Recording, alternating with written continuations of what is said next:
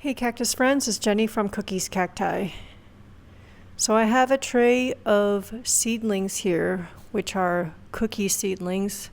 I sowed 7 pots of seeds the night that Cookie died, and then the following 2 days I continued sowing seeds. And I did a video a little while back, 18 days after she had died, and I couldn't even speak in that video. And now we are back. And as of today, it has been 59 days since she died. So it has been almost 2 months. And obviously you can tell that I am back in the house, but it's empty. It's just empty. I wanted to share with you the update on these seedlings. Now, doing something like this is great, I think, for memorializing a lost loved one, especially somebody like Cookie, who was, she's the name of this channel. There's also some anxiety that's attached to it as well, because what if the seedlings don't do well? And there's a high chance of that happening as well, but it is what it is. The special thing about this tray of seedlings is that all the seeds are seeds from my own plant. So these 6 pots in this back here, and then there's one more pot here, which is Euphorbia obesa. That's why there's actually an empty spot here, because these guys need light. They need a lot of light, otherwise they become leggy. And I do have one hand is holding the camera and the other is holding my microphone, so I have no hands free. So these 6 pots back here and this pot of Euphorbia obesa seedlings were sowed on July 1st, which was the day that Cookie died. So Cookie died around noon on July 1st, and then that nighttime, I'll be honest, I was in full shock, so I was actually still able to function. I sowed these seeds that night. It's a mix of Cactus Harare, and you can see there's that white fuzzy fungus there. I'll spray some hydrogen peroxide, but it might help a little bit, but it won't prevent more from growing. These Harare I have grown before, and for some reason they tend to be variegated. They're kind of, I don't know, I really failed the first round. And because of that, I don't have a lot of faith that these are going to do well long term, but we will see. Another pot is, I think, Mammillaria sempervivi, though the Mammillaria is not labeled. And you see those tiny little green dots? That's all I could get. So chances of this doing well is also extremely tough. You can see some more green dots there. And then the pot next to it is Mammillaria lenta, but you can see I accidentally got an Astrophytum in that pot. And then the Mammillaria lenta are also such tiny little seedlings. And it's tiny because if you look at, if you compare that Mammillaria little green dot to the Astrophytum, there's a huge difference. I have grown Mammillaria lenta once, and it was from seeds that I purchased, and I only got one plant that's still alive. So, risk. Here's a pot of Astrophytum onzuka hybrids, and I'm hoping that they'll do okay. They're actually kind of hard to distinguish from the pumice that's next to it because they have such, dense flecking. Can you see them? Oh, there you go. Now you can see them. I'm hoping that my ability to grow Astrophytum has a better chance of these surviving, but you just never know. And we've already grown things together so many times, and you all know, sometimes it goes well and sometimes it just doesn't. These are Copiapoa humilis from my own plants. And actually, these seeds are not only from my own plants, they're actually from my own seedlings. So you can see the little green guys in there. These pots, or this entire tray, is still living under the humidity dome, which I put I think a layer or 2 of shade cloth. This last one was actually supposed to be my insurance pot. These are my Astrophytum hybrid seeds. And for some reason, you can see the seedlings in there, but for some reason this was not a horrendously successful pot. I was hoping this was my insurance, because we grew a ton of these in the cactus seed soil battle, but what can you do? And you can see lots of white fuzzy stuff in there, so I will spray this down. Actually, maybe we'll spray it down together with hydrogen peroxide. Now the 7th pot are these Euphorbia obesa seedlings. I just opened the bag, so let me show you them. So you can see their bodies have definitely emerged, and the seedlings are just so much bigger than the cactus seedlings. So these were also sowed on July 1st, and these are seeds from my own plant as well. I'm hoping this is another insurance pot, but you know, growing plants, nothing is guaranteed. The next 8 pots were all sowed on July 2nd. So these, July 2nd, I think that almost all of these, no, all of these are Ariocarpus.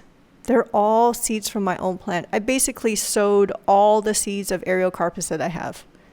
This is retusis. I have little notes on the label. So you all know that I can get Ariocarpus seeds started, which you can see here. Their little tubercles are actually emerging. See those little tubercles? You can really see the tubercles. See if we can get it. Yeah, you see those? More Ariocarpus. What is this? Agavoides times trifinger or something. I don't know. Trigonus. I don't know what that is. I think it's trifinger. This is what? Fissuratus. This one, oh, they're very, very camouflaged. This one you can see is quite prolific. Also Fissuratus. This is retusis. Good amount of seedlings. This is Trigonus, also good amount of seedlings. So I can get Ariocarpus seeds started. I just can't seem to get them past that 1 year mark. So this time what I'm going to do different, because from the cactus seed soil battle, you saw how terribly I did with the Ariocarpus. I'm going to keep these covered way longer and give it a try. I have not been able to crack the code for growing Ariocarpus from seed, but as you can see, I'm still trying because, well, I have seeds. And the last 3 pots up here were all sowed on July 3rd. This is, oh, another Ariocarpus, also Fissuratus. Not a whole lot of seedlings, and they're not as vigorous as like these other ones.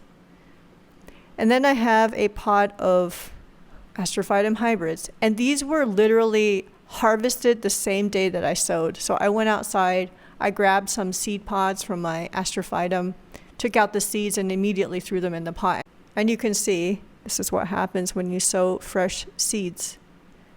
So there's a whole mix of different Astrophytum in here. Some of these kind of look like Asterias, and I have not done well with growing Asterias from seed.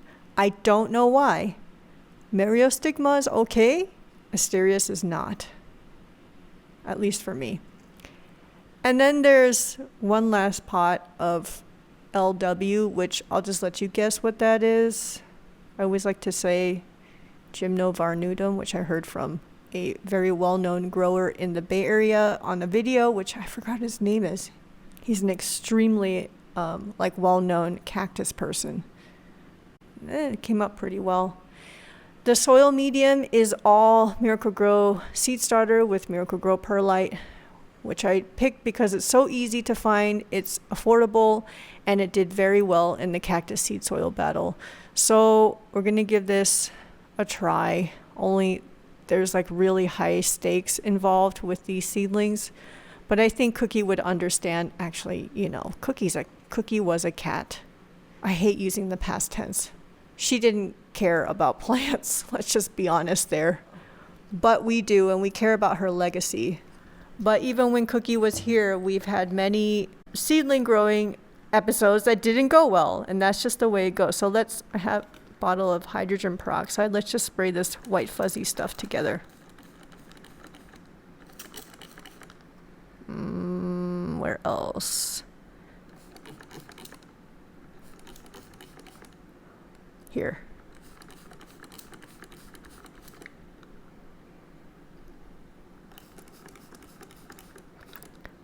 Okay, I think that should be fine.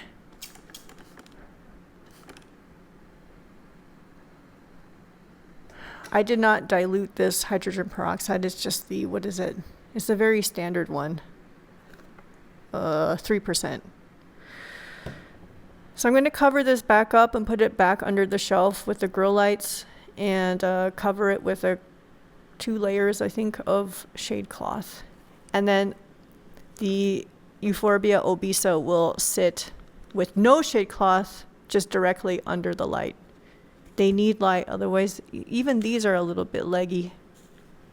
Oh, my mistake. It's actually just 1 layer of shade cloth. This is 50% shade cloth. There are all the seedlings underneath. And you can still see that there's a lot of condensation on the inside of the dome, so it's still very high humidity. It always gets tricky because I have different genus all sowed together. And the Ariocarpus I'm going to leave covered for much, much longer this time just to see what will happen, because I have failed so many times at growing Ariocarpus from seed. But some of the other ones will need to be pulled out earlier. And here's that bag with the Euphorbia obesa. You can see no shade cloth directly under the grow light. They don't burn, they actually need it. And there are all the other seedlings, past seedlings, next to it. So that is my 2-month update for Cookie's seedlings. We'll be back to check on them later. I miss her so much.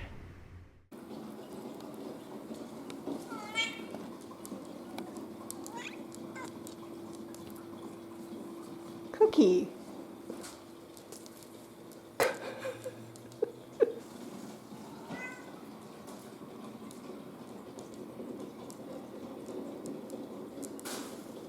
Some violent egg boiling.